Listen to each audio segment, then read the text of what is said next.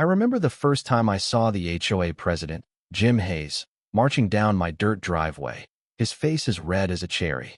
He had a stack of papers in his hand, thick with legal jargon, and a crowd of board members trailing behind him like they were ready to start a war. They were all dressed in matching polo shirts and khakis, their faces smug, like they owned the place. And honestly, they thought they did. They thought they could just walk right in and take what was mine without so much as a fight. "Sign it over now," Jim barked, slamming the papers onto the hood of my truck. His voice was sharp, cutting through the quiet of the ranch like a knife. "This ranch, it belongs to us now. And that house you're living in? Ours too." I blinked, still trying to make sense of what I was hearing. My granddad's ranch. The place that had been in my family for over 80 years. The ranch where I had spent every summer of my childhood, learning the ropes of farming and ranching, hearing my grandfather's stories. The place where he worked from the crack of dawn until the sun went down, blood, sweat, and tears in the soil. No way. This couldn't be happening. But there they were, Jim Hayes and his crew, standing in my dirt driveway, demanding what wasn't theirs. They were making a power play, like they were entitled to take my inheritance. I swallowed hard, trying to keep my anger in check. "You're out of your minds," I muttered, my hands clenching into fists. Jim leaned in, the smug grin never leaving his face. "You have 72 hours, he said, his voice low but thick with authority. "Sign it over, or we'll take legal action.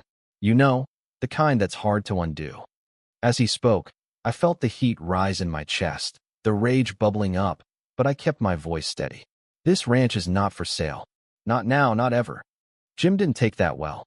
He waved his hand dismissively at me, like I was a child throwing a tantrum. Behind him, the board members murmured in agreement, nodding their heads like they were just waiting for me to cave. But I wasn't going to give in. Not to them. Not to anyone.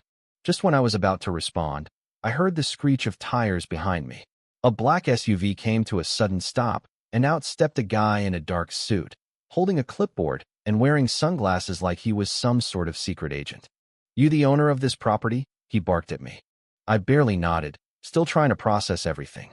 He marched straight up to me and slammed another stack of papers against my chest. "You've been served," he said coldly. "It's over." I could feel my world tilting. What the hell was going on? They couldn't just take my family's ranch. I hadn't done anything wrong.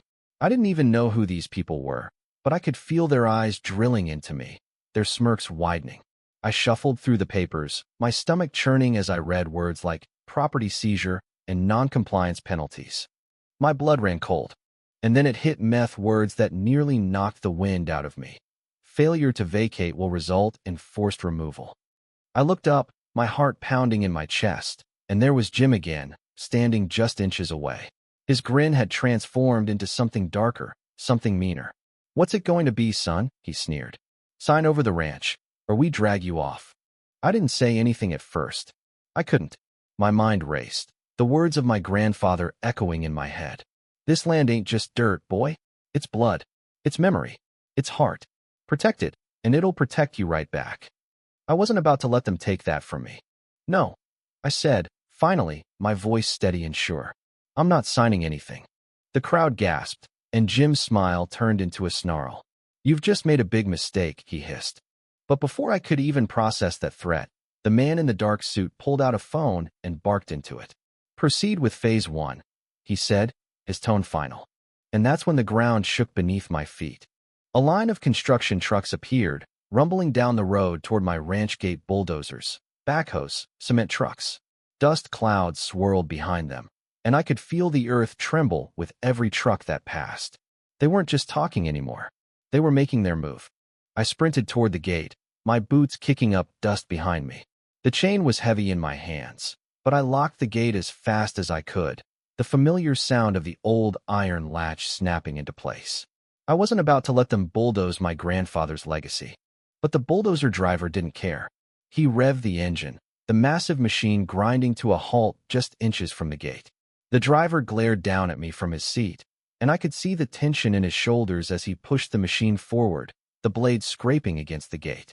"Open the gate," Jim yelled from behind me, "or we'll open it for you." I stood my ground. "This is private property," I shouted back. "You can't just bulldoze your way in."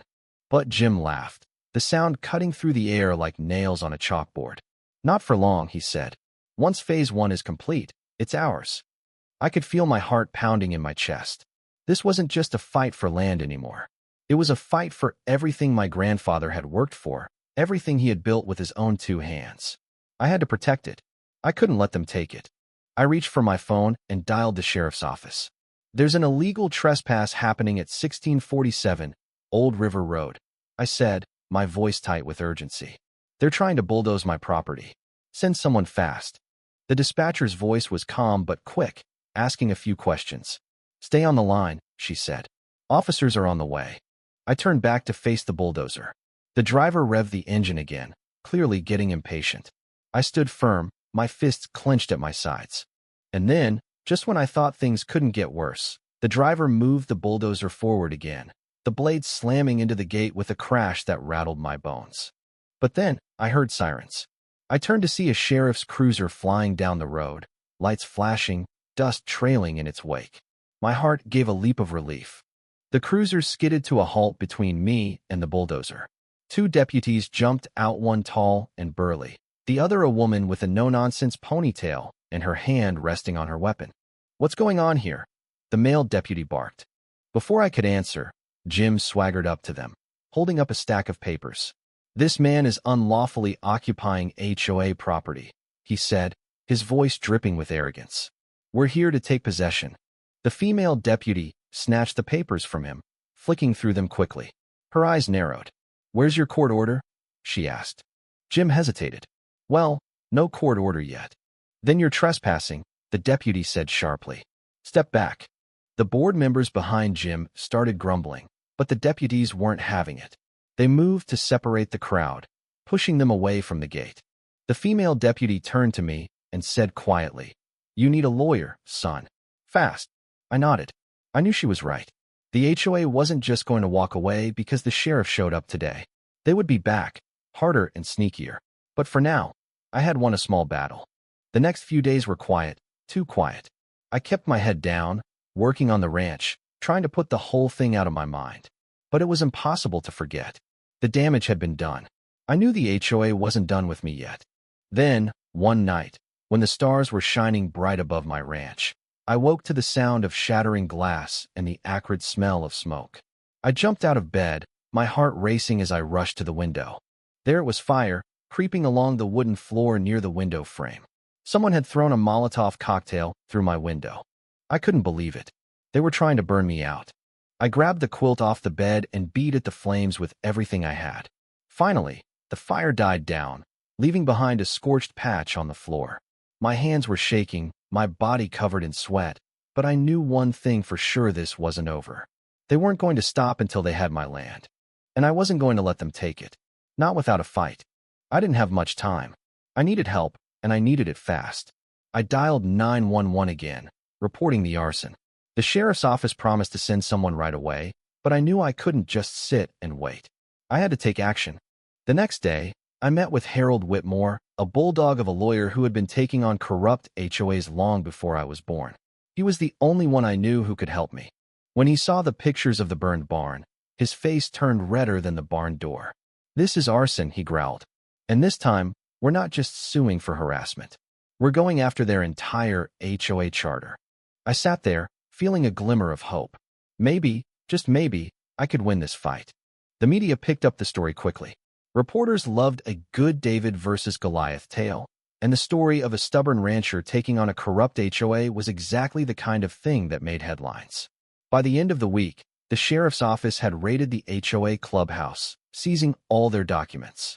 Ron Bixby and his board members were arrested, facing charges of fraud, extortion, assault, and more. The HOA was done. Finished. It wasn't just a victory for might, it was a victory for my granddad's legacy, for the land he had fought for and protected. It was a victory for anyone who had ever been bullied by an organization that thought it could do whatever it wanted. I knew the road ahead wouldn't be easy, but I was ready. Ready to fight, ready to stand my ground. And as I stood there on my porch, watching the sun set behind my grandfather's new barn, I knew one thing for sure: this ranch was mine. It always had been, and it always would be. Now, I want to hear from you. What do you think about the HOA's tactics? Have you ever had to fight for something you believed in? Drop a comment below, and let's talk about it.